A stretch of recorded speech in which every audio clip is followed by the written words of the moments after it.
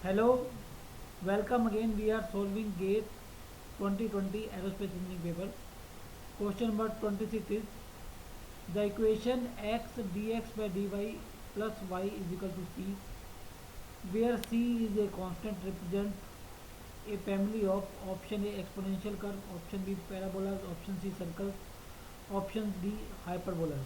So the equation of circle we know that is b minus a square x minus a square whole x minus a whole square plus y minus b whole square is equal to r square. So when the center lies on x axis, b is equal to 0 and r is equal to a. Okay, so it will be x minus a square plus y square and is equal to a square. For solving it, we have x square plus a square minus 2xa plus y square is equal to a square. So x square minus 2ax plus y square is equal to 0, or 2ax is equal to x square plus y square is equal to 1. So differentiate with respect to x, then it will be 2a, 2x, 2y dy by dx. Okay, so it will be ax plus y dy by dx. Similarly, when the center lie on y axis, a is replaced by b, x is replaced by y. Okay, so the equation becomes b is equal to y plus x dx by dy. So which is the given equation. Okay, so answer is circle. So this is the equation of circle with center lying on y axis. Next, a wedge shaped airfoil is placed in a supersonic flow as shown in figure. Not to scale. The corner of the wedge are at x is equal to xa, x is equal to xb, x is equal to xc respectively. So this is your wedge shaped, and this is angle alpha, this is angle alpha, this is 2 alpha. So m is greater than 1, this is your y1 surface, this is your y2 surface, x is equal to xa, x is equal to xb, and x is equal to xc. Okay. So which one of the following represent the correct static pressure profile along y is equal to y1 and y is equal to y2? So this is your these are the options. Okay. So we can see that this is your this is the flow, and when the flow takes place here, so this angle is positive, alpha angle is positive, so the flow will remain attached to y1 when it is between x and x2, and at this point there is uh, there is sharp edge, so there will be sudden decrease in pressure. Okay, because of separation of flow, here the flow will separate, so here there will be small pressure. Okay, and in this edge sorry, at the bottom edge at y2, the flow will remain attached to the surface, and the pressure will remain constant up to A and C. So this is given by option C. So this is your option C. Here there is sudden increase in pressure, and y1 the pressure remains same, and then there is sudden decrease in pressure, and then pressure remains same. So this is about y1, and in y2 this is there is sudden increase in pressure, and then the pressure remains same. Okay, and then the pressure remains same. Okay, so the flow will remain the same. In all other options, in all options A, there is gradual decrease in pressure, because there is a sharp edge here. Okay, so the pressure will not decrease gradually. So the pressure will fall suddenly, which is given in the option C only. Okay, so these are this is the so answer is your C. So let us see the expression. In y1, where that is top surface, between xa and xb the flow is attached and the pressure is constant between xa and xb. At xb there is a sharp edge. At xb there is a sharp edge. Okay.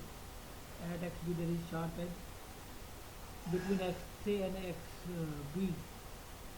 Sorry, sharp edge, and the flow will the flow separates and fall in pressure. Sudden fall in pressure occurs as shown by option C. So in y2 the flow will remain attached to between XC and the pressure is constant between XA and XC. Okay, so answer is option C.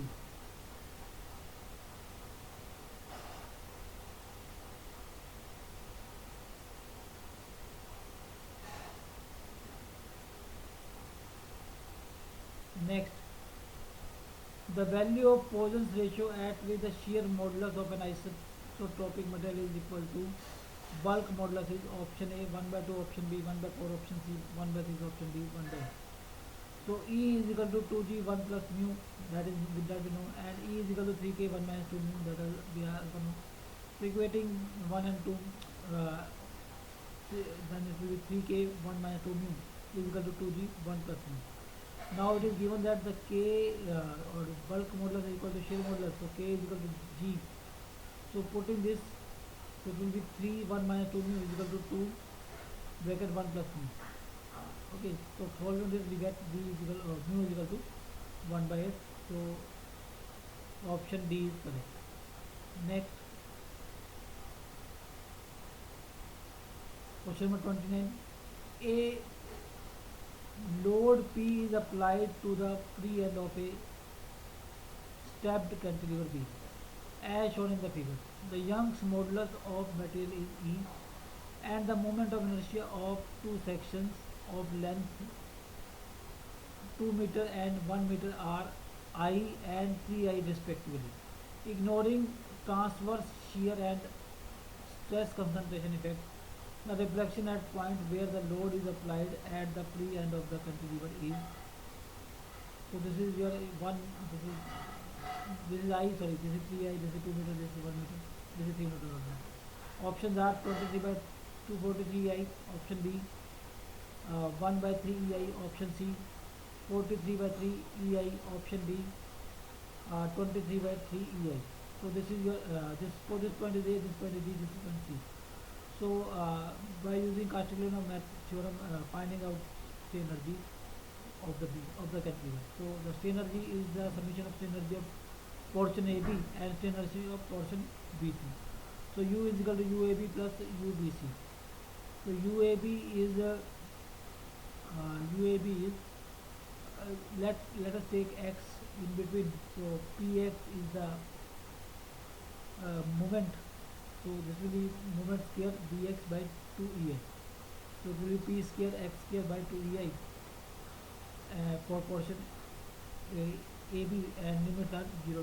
And for portion BC it will be again if we take x between B and C, okay, then the moment will be px again and the strain energy will be px whole square dx by 2 into 3i because it's the moment of inertia is 3i. So limits are 3 to 2. So total strain energy is summation of these two. Okay. So it will be p square x cube by 3. Integration will be p square x cube by 3 divided by 2i. Limits are 2 to 0 and plus p square x cube by 3 divided by 6i. Limits are 3 to 2. Okay. So it will be p square limits are p square 8 by 6ei plus p square limits are 3 and 2, so 27 minus 8 19 p square into 19 by 18ei. So p square 3 into 8 plus 19, okay, by 18ei. So u is your 43 by 18 p square by ei. Okay, so if we differentiate this strain energy with respect to P, then will be 43 by 18 into 2P by EI. And if we put P is equal to 3 Newton, that is given.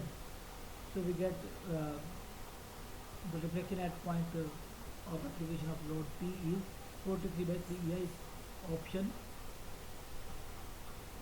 C is the right one. Okay. So just we have to find out strain energy and then it differentiate with respect to P to find out reflection. Okay. And then we'll put the value of P.